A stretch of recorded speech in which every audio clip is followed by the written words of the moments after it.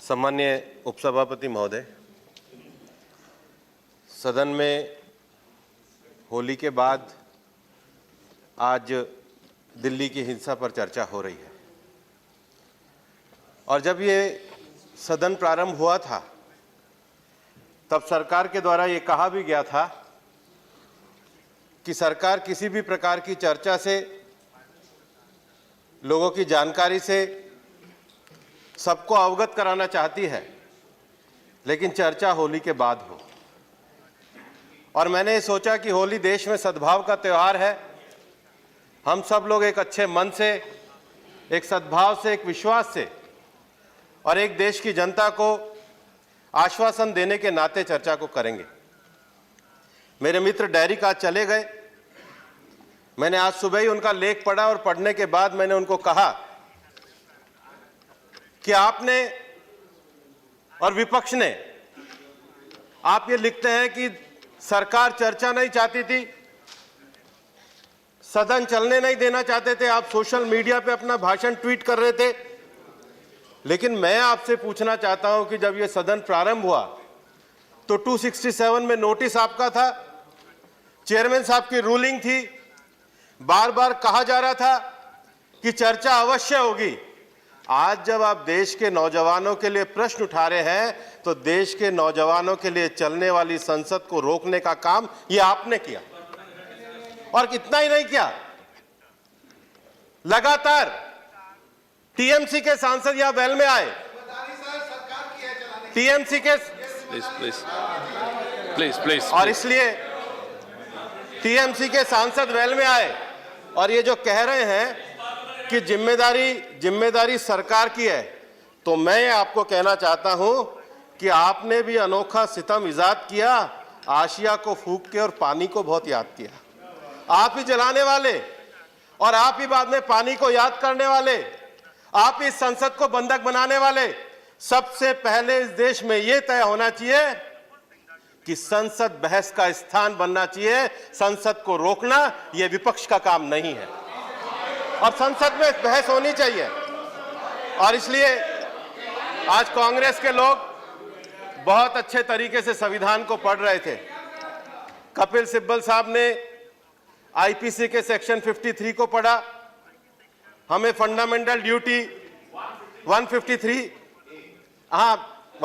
है, हमें fundamental duty का आर्टिकल 51A आपने पढ़ाया। बाकी लोगों ने भी संविधान को पढ़ा।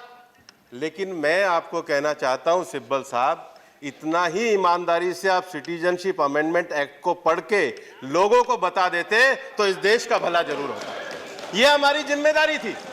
ये एक प्रतिनिधि होने के नाते हमारी जिम्मेदारी है कि हम देश की जनता को सही बात बताएं। वो हम नहीं पढ़ेंगे, वो हम नहीं बताएंगे। और हमारी सरकार ने क्या किया? मैं आज आपको ये पूछना चाहता हूं कि भारत में सरकार स्थायी होती है। सरकार बीजेपी की हो, सरकार कांग्रेस की हो, सरकार किसी पार्टी की हो, वो भारत सरकार होती है। आपको ये नहीं भूलना चाहिए कि 1950 का जो नेहरू जी का और लियाकत जी का पैक्ट हुआ, उसमें यह लिखा गया था कि पड़ोसी देशों को विभाजन के बाद अपने अल्पसंख्यकों की सुरक्षा करनी होगी। आज अगर हमारे पड़ोस के देशों के अल्पसंख्यकों की मानवीय जीवन की गरिमा पर प्रश्न उठे हैं तो उस संकल्प को पूरा करने का काम ये हमारी सरकार ने किया। ये मानवता का काम है। कैसे लोग एक लंबे समय तक धार्मिक प्रताड़ना के शिकार होते रहे। पड़ोस के देशों में अल्पसंख्यक अपने जीवन को दूभर तरीके से जीते रहे। लगातार वो हिंदुस्तान में आते रहे। और ये हिंदुस्तान तो वो आवाज है कि जब श्रीलंका में हमारे तमिल भाइयों पे अत्याचार हुआ तो उनको भी सम्मानपूर्वक जीवन जीना देने का अधिकार ये भारत ने दिया है। दुनिया में कहीं भी धार्मिक रूप से प्रताड़ना हुई है तो उनको जीवन जीने देने का अधिकार ये भारत ने किया है। आखिर क्यों हम ये सच की राजनीति नहीं करना चाहते? आखिर क्यों हम झूठ की राजनीति कर कर देश की जनता को बार बार भरमाना चाहते हैं? मैं आपको ये पूछना चाहता हूं कि संसद के कानून को बंधक बनाना, संसद के कानून को रोकने का काम करना, और सबसे बड़ी बात, भारत की परंपरा के आधार पे अगर धार्मिक रूप से पीड़ित व्यक्ति भारत में शरण मांगता है तो दुनिया के सब धर्मों का एक उचित स्थान बनने वाले भारत ने काम किया है। तो इस सच को आपको बताना चाहिए। आज लड़ाई सच और झूठ की है, और इसलिए नागरिकता संशोधन कानून के जिस विरोध के विषय को आप लोगों ने शुरू किया, उस विरोध के विषय के कारण देश में भ्रम फैला, और इसलिए जो सारी दिल्ली की हिंसा हुई है, मैं मानता हूं उसके 5 बड़े कारण हैं। इस हिंसा के षड्यंत्र को जानने के लिए उन 5 कारणों को जानना होगा। मेरा पहला विषय है कि यह समय क्यों कौन सा चुना गया था। यह समय जानबूझकर क्यों चुना गया था? जो भारत के गौरव का क्षण था, जो भारत के आगे बढ़ने का क्षण था, जो भारत के विश्व के मानचित्र पर अपने देश की मर्यादा, विषय और भूमिका को आगे बढ़ाने का समय था, उस समय को जानबूझ करके क्यों चुना गया? दूसरा, उस समय पर एक नियोजित तरीके से हिंसा करना, यह अपने आप में एक गहरी साजिश थी। तीसरा, जिन्होंने भी पत्थर फेंके, जिन्होंने भी बम फेंके, मैं आपको पूछना चाहता हूं, आनंद शर्मा जी ने बहुत अच्छी बात कही, हम भी अपने घर में धर्म ग्रंथ रखते हैं, बाहर हम संविधान की शपथ ही खाते हैं, इस संविधान के लिए जीने का काम करते हैं। और ये सरकार ने जब शपथ ली तो देश के प्रधानमंत्री ने सबसे पहले संविधान को नमन किया, उसके बाद शपथ ली। लेकिन मैं आपको ये पूछना चाहता हूं कि जो पुलिस का सिपाही, जिसका सबसे पहले विभत्स तरीके से जिसको मर्डर किया गया था, क्या उसके कंधे पर भारत के संविधान का निशान नहीं लगा हुआ था? क्या मारने वालों को यह पता नहीं था कि वो अपने कंधे पे भारत के संविधान की शपथ लेकर आया है? क्या हम उसकी निंदा नहीं करेंगे? और जिन्होंने भारत के संविधान की शपथ लिए हुए व्यक्ति पर हमला करने का प्रयास किया है, मैं कहता हूं उन्होंने सबसे बड़ा देशद्रोही का काम किया है। उसकी निंदा करने का काम हम सबका काम है। सबसे पहले शुरुआत कहां से हुई? और इसलिए जब मैं कहता हूं कि एक गहरी साजिश है, तो गहरी साजिश का अर्थ है उसी को निशाना क्यों बनाया गया? और ना केवल निशाना बनाया गया, कितने घाव किए गए। एक मनुष्य के दर्द की सीमा होती है, चाहे देश की सेना पर खड़ा हुआ, सीमा पर खड़ा हुआ हमारा सेना का जवान हो, और चाहे ट्रैफिक रोकने वाला हमारा पुलिस का सिपाही हो। वो देश की कानून और व्यवस्था, देश की आंतरिक और बाहरी सुरक्षा, उसका प्रतिनिधि करने वाले लोग होते हैं। और उसके 400 घाव किए गए, और जो बचाने गया एक और सिपाही रतनलाल, उसकी भी हत्या की गई। यह दंगा नहीं, यह एक गहरी साजिश थी। और निश्चित रूप से गृह मंत्री जी ने लोकसभा में आश्वासन दिया है, हम ये मानते हैं सच्चाई की जांच होगी और यह चीज एक दिन सामने जरूर आएगी। इसलिए जहां समय को चुना गया, गहरी साजिश को किया गया, इसके करने वालों की तैयारी पूरी थी।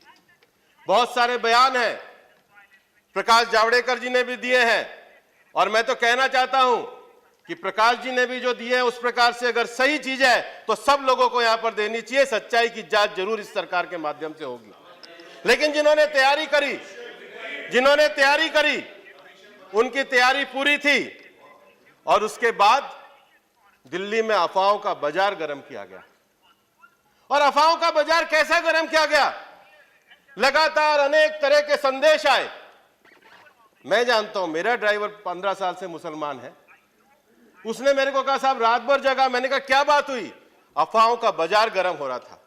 मुसलमान के मन में नहीं था, लेकिन मुसलमान के मन में शक की सुई भरने का काम एक साजिश के तहत किया जा रहा था। वो लोग देश के प्रति देशद्रोही हैं।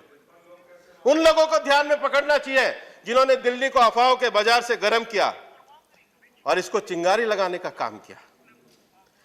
मैं तो बधाई देना चाहता हूं, 84 का भी समय हमने देखा है, दिल्ली के नजदीक गुड़गांव में हमने देखा है, पटौदी में हमने सिखों के घर जलते हुए देखे जो दिल्ली से लगभग 70-80 किलोमीटर दूर थे। मैं तो बधाई देना चाहूंगा गृह मंत्री जी को और माननीय प्रधानमंत्री जी को कि 36 घंटे के अंदर इस पर एकदम नियंत्रण करके दिल्ली की कानून व्यवस्था को कहीं से खराब नहीं होने दिया। और पूरी चर्चा में मेरे को बड़ा आश्चर्य हुआ, एक भी सकारात्मक सुझाव नहीं। आखिर सकारात्मक सुझाव देने का भी काम किसका है? ये हम सबका है, ये हम सबका माने पूरे सदन का काम है। लेकिन पूरी चर्चा के माध्यम से एक चीज जो जरूर ध्यान में आ रही है कि एक लगातार झूठ के नाम पर झूठ चलाया जा रहा है। लेकिन मामला केवल सिटीजनशिप अमेंडमेंट एक्ट तक नहीं है। इस देश में जब भी चर्चा होती है, किसी भी प्रमुख विषय पर चर्चा होती है, तो पॉलिटिकल डिस्कोर्स जानना भी जरूरी है। लंबे समय तक एक पॉलिटिकल डिस्कोर्स इस देश में सेकुलरिज्म का खड़ा किया गया। मानो ये लगता है कि कांग्रेस सेकुलरिज्म की चैंपियन है, आप शिवसेना के साथ भी चैंपियन है, आप मुस्लिम लीग के साथ भी चैंपियन है। आप जो कहो वो सेकुलरिज्म, जो बाकी दूसरे कहे वो सेकुलरिज्म नहीं है। आपको सेकुलरिज्म का मूल समझना चाहिए। इस देश के सेक्युलरिज्म का मूल इस देश का अध्यात्म है। और वो क्यों है कि गांधी जी जब दिन की शुरुआत करते थे तो वैष्णव जन की प्रार्थना से करते थे। अंबेडकर समता का भाव ढूंढते थे तो बुद्ध के भाव में ढूंढते थे। राम मनोहर लोहिया अगर इस देश का सांस्कृतिक उत्थान चाहते थे तो रामायण मेले के माध्यम से चाहते थे। इस देश की संस्कृति को गाली देना सेकुलरिज्म नहीं है, इस देश के अध्यात्म को आगे बढ़ाना सेकुलरिज्म है। आपने सेकुलरिज्म की गलत व्याख्या करी। 70 साल तक आपने सेकुलरिज्म के नाम पर मुसलमानों को बंधक बना के रखा, क्योंकि आपकी महिलाओं को अधिकार नहीं देंगे, सेकुलरिज्म है। आपको पानी नहीं देंगे, सेकुलरिज्म है। आपको गरीबी में रखेंगे, सेकुलरिज्म है। आप हमें वोट दो, इस वोट बैंक के कारण देश का नुकसान हुआ है। नरेंद्र मोदी जी की सरकार आने के बाद हमने सेकुलरिज्म की अवधारणा को सही अर्थों में देने का काम किया है। और जो हमारा सेकुलरिज्म है वो हमारा सेकुलरिज्म है सबका साथ, सबका विकास और सबका विश्वास। ये सेकुलरिज्म है, ये सेकुलरिज्म है। इस सेकुलरिज्म को लेकर के हम आगे चलेंगे। और इसलिए मेरा ये कहना है कि आपको समाधान पे शक नहीं होना चाहिए। आपने संसद नहीं चलने दी, आपने रूलिंग को नहीं माना, रोज बेल में आए, ठीक है, आपके पास विपक्ष के नाते सारे विषयों को करने का अधिकार है, सरकार का प्रतिरोध कर सकते हैं। लेकिन बार बार हमसे पूछते हैं, उधर से भी पूछते हैं, बीच से भी पूछते हैं। जावेद भाई पूछ रहे थे कि आप इनका नाम ले रहे हो, उनका नाम ले रहे हो। पर हम ये कह रहे हैं, भाई आप दंगे की बात करते हो और हमें कहते हो, पर भाई बात निकलेगी तो दूर तलक जाएगी।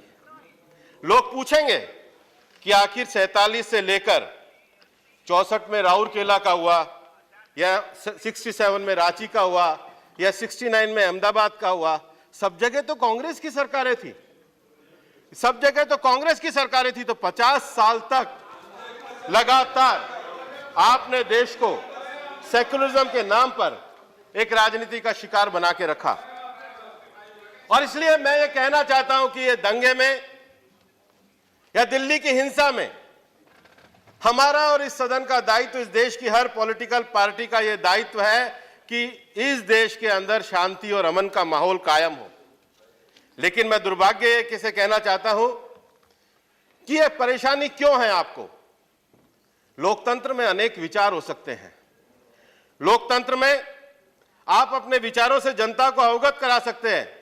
लोकतंत्र का मिजाज कभी राष्ट्र विरोधी नहीं होता, बल्कि बहुविचारवादी होता है। जब ये बहुविचारवादी विचार है तो इसमें आर पार की लड़ाई कहां आती है? ये कौन सा विचार है?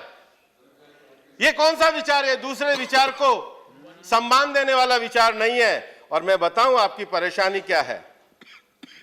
परेशानी यह है कि लोकतंत्र में किसी भी चुनाव में जय और पराजय का जो मानक है, जो स्टैंडर्ड है, वो विचार होता है 2019 के चुनाव में देश की जनता ने राष्ट्र जय और आत्मगौरव के विचार के आधार पर प्रधानमंत्री नरेंद्र मोदी को दोबारा मौका दिया। यह आपकी परेशानी का कारण है। और आज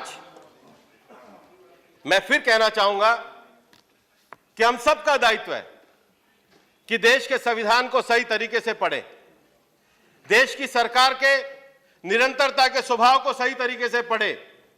ये देश दुनिया में पंथ निरपेक्ष होने के साथ साथ सभी विश्वासों को, सभी मूल्यों को, सभी धार्मिक मान्यताओं को, सभी आस्थाओं को, सभी विश्वास पूजा पद्धतियों को ये देश स्वीकार करता है। ये इस देश की अंतरात्मा में जुड़ी हुई चीज है। और इसलिए क्यों हम इस सच को बार बार रोकना चाहते हैं कि जहां पर इस प्रकार का अन्याय है और हमारे पड़ोस के देशों में अगर इस प्रकार का अन्याय है तो उनको गरिमापूर्ण जीवन देना यह हमारा काम था। और कानून बनाने का अधिकार संसद को है। संसद के कानून को न्यायपालिका जांच कर सकती है। और आज जब मामला भी न्यायपालिका में है तो विपक्ष के लोगों के द्वारा क्यों इस पे बार बार इस सच्चाई को छुपाने का प्रयास किया जा रहा है। और सबसे बड़ी बात मैं कहना चाहूंगा कि इस देश का सबसे बड़ा जो मनोबल है वो मनोबल इस देश की सुरक्षा एजेंसियों का है। और दिल्ली में इस प्रकार की वारदात होना, दिल्ली में इस प्रकार की वारदात के द्वारा एक तरह का मिथक खड़ा किया जाना और एक प्रश्न खड़ा किया जाना, बार बार इस देश में जो सो कॉल्ड लिबरल लोग हैं उनको मैं ये पूछना चाहता हूं कि आप इतनी बात करते हैं, मैंने कभी नहीं देखा कि देश के किसी लिबरल ने जाकर के शाहीन बाग में कहा हो कि भाई पाकिस्तान, बांग्लादेश और अफगानिस्तान में वहां के अल्पसंख्यकों पे अत्याचार होता है। क्या यह चर्चा का विषय नहीं है? क्या किसी के जीवन का गरिमापूर्ण तरीके से जिसका जीवन का अधिकार छीना गया है उसके प्रति संवेदना जताना क्या यह हमारा काम नहीं है? क्या उस विषय पे मौन रह जाना हमारा काम नहीं है? और सबसे बड़ी बात यह है, जिनकी नागरिकता जा नहीं रही, जिनकी नागरिकता पे किसी प्रकार का कोई प्रश्न चिन्ह नहीं है, जिनकी नागरिकता को सरकार ने बार बार कहा है और सरकार के द्वारा हर चीज में पूरी तरीके से स्पष्ट किया है, इसका भारत के नागरिकों से कोई लेना देना नहीं जाए, फिर भी उसके आधार पर एक भ्रम का वातावरण खड़ा किया जा रहा है। और भ्रम के वातावरण का सबसे बड़ा जो दुष्परिणाम हुआ है वो दिल्ली की हिंसा हुई है। आपको यह समझना होगा कि दिल्ली की हिंसा के मूल में केवल उस दिन की हिंसा नहीं है, लगातार उन विचारों को खड़ा करना है जो संसद के द्वारा पारित किए गए एक कानून के प्रति जनता को गलत तरीके से गोलबंद करने का नतीजा है। और इसलिए आज मैं अपने विषय को यह कहना चाहता हूं कि दिल्ली ने इस दर्द को झेला है, सरकार ने उस पर तुरंत मरहम भी लगाई है, सरकार ने कानून व्यवस्था को एक तरीके से सक्षम तरीके से संभालने का काम भी किया है। इसलिए हम सरकार को इस बात के लिए बधाई देना चाहते हैं कि एक निश्चित समय में दिल्ली को उन्होंने पूरे तरीके से शांतिपूर्ण और अमन के माहौल में दिया है। लेकिन मैं आपको अंत में अपनी तरफ से कहना चाहता हूं और मैं इस पूरे सदन को कहना चाहता हूं कि शहर के बंद रहने से कई चूल्हे नहीं जलते, न हो ऐसा कभी ऐसी इशाअत कीजिए, अगर न कर पाए तो इतनी इनायत कीजिए, दिलों में फूट की ना अब शरारत कीजिए, बड़ी मुश्किल से अमन चैन की तस्वीर पाई है, यही कायम रहे ऐसी वकालत कीजिए। धन्यवाद। श्री